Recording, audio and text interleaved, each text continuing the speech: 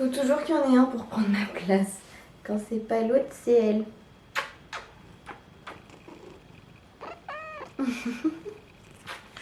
Bibi!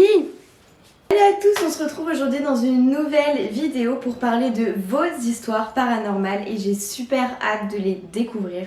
Alors dans le lot, il y a deux histoires que je connais puisqu'il y a une histoire qui concerne ma soeur et une histoire qui concerne ma belle-sœur. C'est une histoire qu'elle m'avait déjà racontée. Et pour les deux autres histoires que je vais vous raconter aujourd'hui, ce sont deux histoires d'abonnés qui m'ont envoyé leurs histoires. Je n'ai pas mis toutes les histoires que j'ai reçues, de toute façon je ferai une deuxième partie, je pense, puisque j'adore faire, je prends vraiment plaisir à faire cette vidéo et j'espère qu'elle vous plaira. En tout cas voilà, il y aura une deuxième partie, donc toutes les histoires ne sont pas dans cette vidéo, mais vous les entendrez plus tard. Je vous invite à prendre votre tasse, une tasse de thé, de chocolat, de café, ce que vous voulez. Enroulez-vous bien dans votre plaid le plus doux, installez-vous confortablement et c'est parti pour cette vidéo.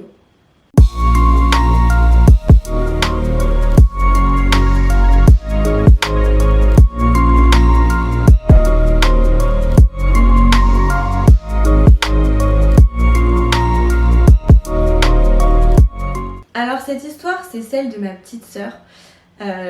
Qui s'est déroulée du coup dans la maison dans laquelle vit mon père actuellement. Une maison qu'il a rénovée donc pendant 1 an, comme elle l'explique de toute façon dans son histoire. Mais bref, je vous laisse écouter son témoignage.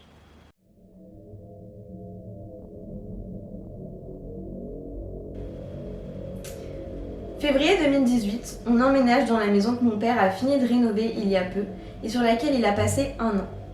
Je pense qu'il est important de noter dès le début que j'appréhendais l'emménagement puisque la maison est ancienne et forcément j'avais 15-16 ans. Donc j'étais dans ma période film d'horreur à fond et ce genre de maison c'est très ambiance tragique. Donc on a emménagé en février et forcément qui dit emménagement dit première nuit et ceux qui ont déjà déménagé savent que ce ne sont pas les nuits les plus agréables. Je me mets au lit avec un peu d'appréhension, je fais ma vie et je regarde un film. Et au moment de poser mon téléphone pour dormir, je cogite. Et j'ai vraiment du mal à m'endormir. Donc j'attends que ça se passe. Et peu à peu, mes yeux deviennent lourds. Et je sens que je m'endors. Sauf qu'à ce moment, je sens quelque chose sur ma joue. Et je ne saurais vraiment pas expliquer cette sensation qui a traversé tout mon corps. Ça m'a glacé le sang. J'ouvre les yeux, j'ai un coup de chaud. J'allume ma lumière de chevet et je me suis simplement dit que c'était de la parano et que j'appréhendais tellement ce moment depuis pas mal de temps que forcément je n'allais pas passer une nuit tranquille. Bref, je m'endors et plus rien ne se passe donc ça me rassure. Le lendemain soir, j'ai encore eu énormément de mal à trouver le sommeil, mais une fois que c'est arrivé et que je commençais à vraiment fatiguer, je sens une fois de plus quelque chose me toucher la joue droite, car je dors sur le côté, et j'arrive à plus ou moins distinguer une caresse assez vive mais douce. Alors là, vraiment, j'ai allumé la lumière et j'étais mal. J'en avais les larmes aux yeux. Puis j'avais très chaud, donc je suis allée sur mon téléphone pour me changer les idées. J'étais un peu ailleurs, dans le sens où je n'arrivais pas à savoir si c'était psychologique ou non. Enfin bon, pour ne pas raconter la même chose pendant trop longtemps et essayer d'être un minimum synthétique, ça a duré très longtemps et je sentais réellement une caresse tous les soirs avant de m'endormir. Donc ça m'a terrifiée au début dans le sens où ça me traversait vraiment tout le corps et je me sentais très bizarre. Mais même si ça peut paraître étrange, j'ai fini par m'y habituer. Quelque temps après l'emménagement, comme je l'ai dit, je m'y étais accommodée, mais ça me faisait peur quand j'y pensais. Et j'ai décidé d'en parler à mon père, qui est hyper terre à terre. Oui, très cartésien notre papa. Et je pensais que comme d'habitude, il allait me dire que ce n'était rien, et que j'avais juste peur, donc que c'était psychologique, etc. Donc il allait juste me rassurer. Puis étonnamment, il n'a pas dit grand-chose et il n'a pas évoqué le côté psychologique ou quoi. Je me suis posé plein de questions et puis le temps est passé et j'ai arrêté de sentir ces caresses sur ma joue. Mais je ne savais pas si c'était du coup une sorte d'hallucination, donc que ça m'était passé ou alors si j'en avais pris l'habitude et que je le sentais même plus avant de dormir.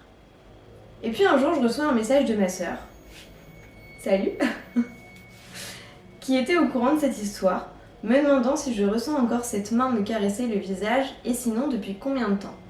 Donc je lui dis que je n'ai plus l'impression de la sentir depuis environ 2 mois. J'ai appris un peu plus tard que 2 mois auparavant, une sorte de chasseuse d'esprit était venue dans la maison et dans ma chambre se trouvait une femme qui devait sans doute me bercer avant de dormir. Il me semble que la fille de cette dame était morte assez jeune, mais je n'ai jamais posé trop de questions là-dessus, donc je n'en ai pas trop de souvenirs. Alors du coup, effectivement, pour vous expliquer un peu plus la chose, effectivement, donc il y a une dame, une personne qui est venue dans notre maison et qui du coup a constaté qu'il y avait en fait une femme dans la chambre de ma sœur qui avait perdu son enfant. Et donc tous les soirs, en fait, elle berçait ma petite sœur, c'est ça. Elle lui faisait une caresse sur la joue pour la bercer. Voilà. C'est assez flippant. Bon, au final, c'était du positif, hein, il n'y avait rien de méchant, donc tant mieux. Mais ça fait très très bizarre quand on entend ça. Et ma soeur, pour l'avoir vécu, je n'imagine même pas dans quel état, comment elle pouvait en avoir peur en fait, quoi.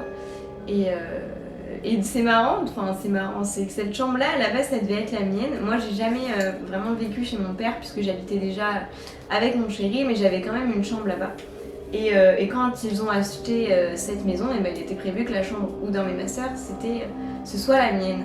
Et finalement, c'est ma soeur qui l'a récupérée. Voilà. Donc bon. Mais voilà, au final, la femme qui est venue chez nous a fait partir cette femme qui était dans notre maison. Et depuis, comme le dit ma soeur, elle n'a plus jamais senti de caresse sur la joue. Voilà, cette dame est partie. Il n'y a plus personne, je crois, chez nous en tout cas, enfin chez mon père. Voilà pour la petite histoire de ma petite sœur. Là, on passe à l'histoire de ma belle-sœur.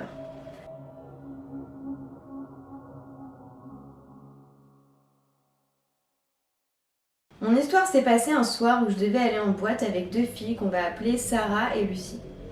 On devait aller en boîte, je vais chez Sarah pour aller faire un before. Cependant, Lucie n'était toujours pas arrivée. Avec Sarah, on commence donc sans elle, sauf que d'un coup, je reçois un appel de Lucie.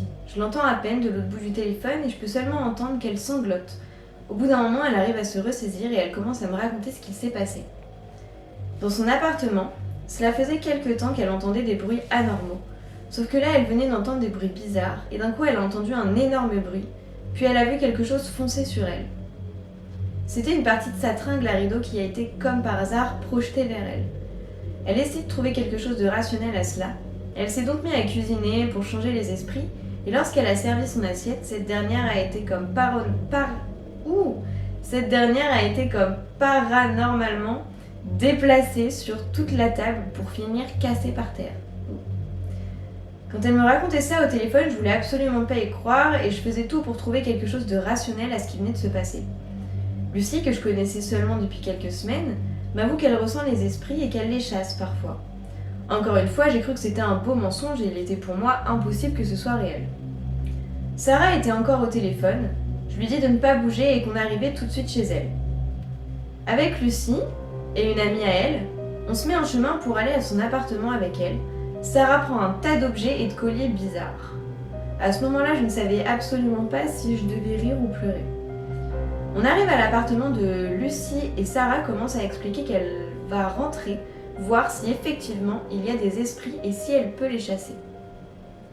Pour cela, elle devait prendre avec elle quelqu'un de neutre sur ce sujet, au cas où si elle tombait dans les pommes.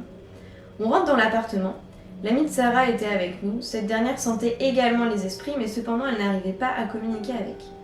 À peine rentrée dans le bâtiment que les filles s'arrêtent tout de suite et Sarah lance un « c'est là ». Son amie dit qu'elle le sent aussi. Elles décrivent ça comme une sorte d'énergie lourde et négative. J'ai des frissons. Avec Sarah, on rentre, seule dans l'appartement. Je m'assois sur le lit, elle par terre dans le salon, elle éteint les lumières. Nous étions donc dans le noir, je pouvais à peine la voir, mais je pouvais l'entendre chuchoter. À ce moment-là, je prenais encore cette histoire pour de la folie.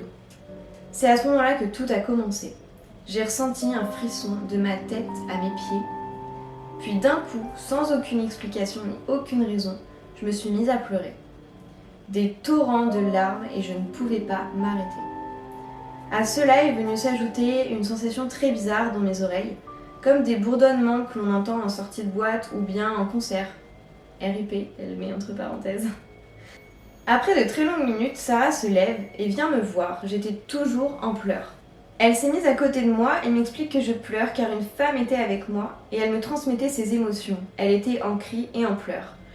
Selon Sarah, c'est donc pour cela que j'ai eu toutes ces émotions. Sarah aurait vraiment chassé les mauvaises choses qui se trouvaient chez Lucie, car aujourd'hui elle n'a plus jamais eu de soucis dans son appartement.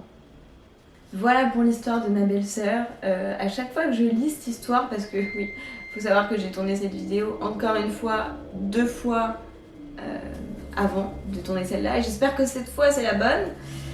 Et à chaque fois que je lis cette histoire, j'ai des frissons, enfin, j'imagine vraiment le truc, et puis ça c'est bien connu, entre guillemets, que des entités se servent de notre corps, en fait, prennent comme possession de nous pour communiquer avec nous, pour transmettre les émotions, en fait, qu'elles veulent nous faire transmettre, et genre vous faire « coucou, je suis là », et bah, en l'occurrence, cette femme, cette personne, ça n'allait pas, quoi. Donc, waouh, j'imagine que tu devais pas être bien, que tu as dû quand même pas mal stresser, que tu comprennes même pas pourquoi tu pleures, tu comprends pas, tu sens qu'il y a quelque chose de lourd, de bizarre, et en plus derrière on te dit en fait voilà, c'est une femme qui est en train de pleurer, en fait elle t'utilise pour communiquer quoi, elle se sert de ton corps pour pleurer. Ah d'accord, ok. Donc ouais, j'imagine que c'est pas simple, que c'est pas ouf et qu'il y a mieux comme soirée quoi, voilà. Alors là on passe à l'histoire qu'une abonnée m'a envoyée. Donc je vais vous lire ça.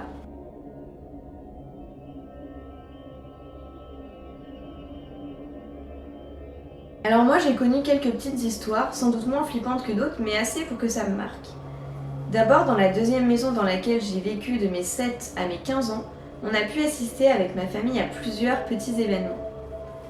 Je ne saurais pas te dire quand ça a commencé, mais le premier souvenir qui me revient est que sans raison, mon frère et moi étions terrorisés à l'idée de monter au 2e étage de la maison, où se trouvait la chambre de mes parents et une salle de bain. On n'a jamais su pourquoi, mais dans ces pièces il faisait vraiment beaucoup plus froid que dans les autres et on se sentait observé. Ensuite on a commencé à voir apparaître la chambre de mes frères, une sorte de trace de pied mais énorme en relief sur le plafond. On entendait d'ailleurs tous les soirs des bruits de pas, on essayait de se rassurer en se disant que c'était le bois qui craquait, mais je pense que c'était réellement ça. Le fait le plus traumatisant qui nous est arrivé dans cette maison, c'est que la télé qu'il y avait dans la chambre de mes frères s'allumait parfois toute seule. Et quand ça arrivait, on avait tellement tous peur, mes parents y compris, qu'on dormait tous en bas dans le salon parce qu'on ne voulait pas monter. On sentait que quelque chose d'anormal se passait. Quelques années plus tard, des fouilles archéologiques ont été entreprises sur la place sur laquelle était la maison, et la surprise. La place avait été construite sur un ancien cimetière et plein d'ossements ont été retrouvés. De plus, dans cette maison, 2 autres petits phénomènes étranges se sont passés. Nous recevions du courrier destiné à mon oncle qui était décédé et qui en plus n'a jamais vécu chez nous. Et la veille du décès de ma marraine qui était malade, nous avions reçu un appel de l'hôpital et ma mère a su instinctivement que ça voulait dire que ma marraine allait partir alors qu'elle n'était même pas hospitalisée et elle ne s'est toujours pas dit comment elle a deviné ça, juste avec cet appel. Et quand on a décroché, rien au bout du fil. Enfin, dans la maison dans laquelle on a vécu juste après celle-ci, on se sentait toujours observé dans la salle de bain du premier, encore et toujours les salles de bain. Sans savoir pourquoi, et phénomène encore plus bizarre, on voyait apparaître comme des traces de suie sur les murs, mais aucune explication. Et la tante de ma mère, qui vivait juste en face, nous a dit que des années avant, il y avait eu un incendie dans cette maison. Enfin, le beau-frère de mon beau-père, qui voit certaines choses, nous a expliqué que mon oncle décédé et ma marraine venaient parfois nous rendre visite pour s'assurer qu'on aille bien. Et parfois, avec ma mère, on sent comme des présences près de nous, et souvent une sorte de courant d'air, comme si quelqu'un passait devant nous, alors qu'il n'y a pas la moindre once de vent à la maison. Ces manifestations n'étaient pas agressives en soi, et tu vas lire des choses sans doute bien pires, mais c'est mon expérience avec le paranormal. Eh ben c'est pas mal quand même, effectivement. Si au final c'était pas une présence, une entité qui vous voulait du mal, tant mieux, hein, comme l'histoire de ma petite sœur, enfin, il y avait rien de méchant, mais c'est quand même toujours flippant quoi. De toute façon l'inconnu nous fait peur, donc à partir de ce moment-là, il se passe des choses dans ta maison que tu n'expliques pas, t'entends des choses et tout simplement tu ne le sens pas, tu te sens pas bien, c'est assez flippant, enfin je comprends tout à fait, hein. J'ai connu dans plusieurs endroits aussi le fait de se sentir mal, tout ça, observé, alors que t'as aucune raison, tu sais, t'es pas forcément dans une période où tu te regardes des films d'horreur ou quoi, ou tu sais, il y a rien forcément pour te monter le crâne, mais pour autant tu te sens Il y a des pièces dans lesquelles tu te sens pas à l'aise, des endroits dans lesquels tu te sens oppressé, bizarre, observé. Et c'est... Ouais, je comprends que ce soit un peu flippant. Mais bon, j'espère que ça s'est... Enfin voilà, que ça s'est pas reproduit, qu'il n'y a pas eu de trucs bizarres pour toi derrière. Et donc là, on a une autre abonnée qui m'envoie son expérience.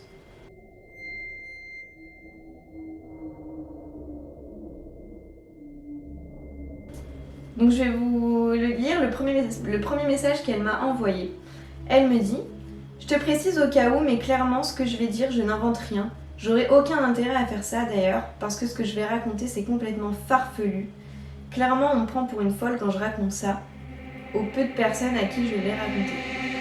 Alors déjà merci de me raconter ça si tu le racontes très peu autour de toi. Je suis contente que tu me fasses suffisamment confiance pour me confier cette histoire. Merci. En gros, tout a commencé quand j'étais au collège, genre à peu près en 5e, voire un peu après, je sais plus exactement. Je précise que j'habitais chez mes parents. Ils habitent toujours dans la maison dans laquelle j'ai vécu tout ce que je vais te raconter. Et leur maison, en gros, est en lisière de forêt et très très isolée. Donc au collège, je commençais à me sentir pas bien dans ma maison, pas à l'aise. La nuit, je me souviens que je me sentais comme observée et j'avais énormément de mal à m'endormir. Jusque-là, je me disais que c'était certainement dû au stress ou à l'imagination. Le premier truc bizarre qui m'est arrivé, c'est que ma chaîne Hi-Fi, qu'on venait de m'offrir, s'est allumée toute seule en pleine nuit sur le mode radio, que je ne sais même pas programmer manuellement. Donc j'étais en train de dormir, et là j'entends genre des bruits parasites, comme de la radio qui ne capte aucune chaîne. Oh l'angoisse. Et là je me lève de mon lit, qui est en hauteur, et je vois que c'est ma chaîne qui est allumée. Donc pas de problème, je l'éteins. Sauf que les prochaines nuits c'était pareil. Ma chaîne qui s'allume toute seule et à des heures différentes chaque nuit sur le mode radio. Je me dis que bon, c'est un bug. Et un jour, j'écoutais de la musique en journée, je faisais face à ma chaîne Hi-Fi. La télécommande posée un peu plus loin de moi, mais je l'avais dans mon champ de vision. Et là, mon truc pour mettre les CD de ma chaîne s'ouvre tout seul sous mes yeux. Je me dis ah, ok. J'étais tellement saoulée de cette chaîne après tout ça que je l'ai débranchée pendant un moment. Donc jusque-là, vraiment rien de paranormal, mais les choses vont se gâter. En gros, je commençais à me sentir de plus en plus mal chez moi, surtout dans ma chambre. Je me sentais observée tout le temps. Et là, le pire arrive. Je commence à entendre frapper dans les murs qui séparent ma chambre de celle de ma sœur, qui n'était à ce moment-là pas chez mes parents, mais dans son appart. Donc je me dis que c'est moi qui délire. Sauf que ça fait ça toutes les nuits. Au début, c'était assez soft, des petits coups dans les murs. Ma maison est en bois et le mur qui sépare la chambre de ma sœur de la mienne l'est aussi. Je me dis bon, c'est mon imagination. Sauf que clairement, les bruits sont devenus insupportables. C'était vraiment des gros coups. À tel point que je me disais que mes parents allaient forcément se réveiller ou que quelqu'un était à côté. Et quand j'allais dans la chambre de ma sœur, évidemment, c'était tout noir et il n'y avait personne. Donc t'as eu du courage, moi je me serais planquée sous ma couette, je te le dis. Et là, un soir, j'étais dans ma chambre et je jure que j'ai entendu la chaise de ma sœur se tirer sur le sol. J'ai couru dans sa chambre, il n'y avait personne. Sa tringle à vêtements aussi, je l'ai entendu cogner contre mon mur. Je promets que je n'invente rien, encore aujourd'hui ça m'a traumatisée. Mon copain ne me croyait pas trop, mais une nuit il a dormi avec moi chez mes parents. On a entendu marcher dans le couloir et des bruits de coups partout dans les murs, des petits coups mais distincts. On se disait mais non, c'est rien. Et puis c'était tellement audible qu'on a fini par paniquer. On avait quand même 19 ans. Mon mec avait super peur alors qu'il est très cartésien. Bref, je suis désolée, c'est très décousu. Les bruits devenaient de plus en plus forts et présents. Et je les entendais à travers mes écouteurs, c'est pour dire. J'ai même entendu les portes de mon couloir claquer sur les gonds alors qu'il n'y a aucun courant d'air. Je dormais donc très peu parce que les bruits m'empêchaient de dormir et plus j'ignorais, plus c'était fort. Ah oui! Un jour, ma lampe s'est allumée toute seule alors que j'étais dans mon lit. Je ne sais pas si c'est moi qui ai fait trembler le mur ou quoi, et si ça se trouve, je l'ai allumée sans faire exprès. Ah aussi, un jour, le soir d'Halloween, comme par hasard. Pas tant un hasard que ça. Je me baladais sur le trottoir tard avec une copine dans mon village pour se faire peur. On était sur un sentier devant chez moi, en terre battue. On était avec des lampes torches de nos téléphones, et là je vois un truc à côté de moi, à la gauche. Je braque ma lampe dessus et là je vois un espèce de truc, je jure que je mens pas, punaise, un truc blanc en mode vaporeux. Ça a filé, genre vraiment. C'est sorti hyper du fils. Oula, alors là je suis désolée, je comprends pas.